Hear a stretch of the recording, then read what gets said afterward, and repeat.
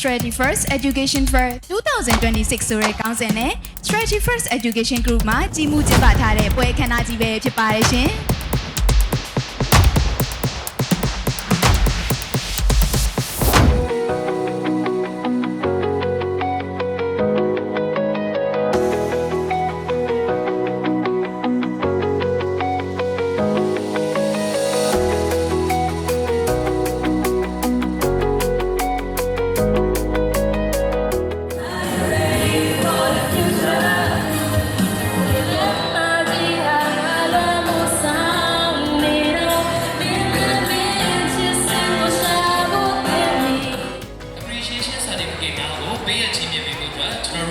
Strategy First Education Group ရဲ့ Founder and President ဆရာဦးအောင်ချစ်ခင်ကဆင်မြင့်ပေါ်သို့လေးစားစွာဖြင့်ဖိတ်ခေါ်ရပါတယ်ခင်ဗျာ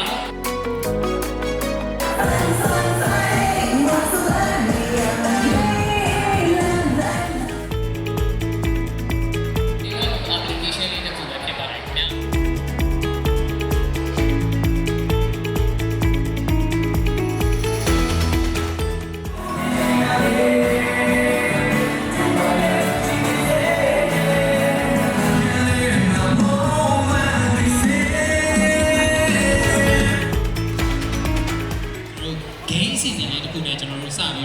ဆောက်လိုက်ကြမယ်နော်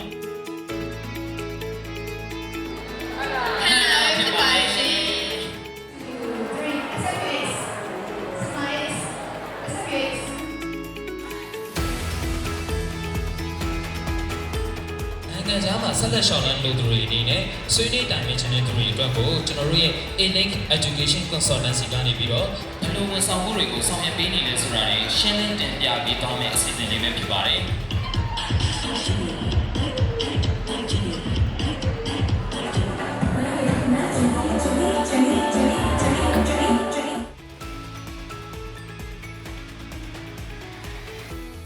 ဒီအကြောင်းကိုအသေးစိတ်မေးမြန်းခြင်းနဲ့ဆိုရင်တော့ website ထဲမှာရှိတဲ့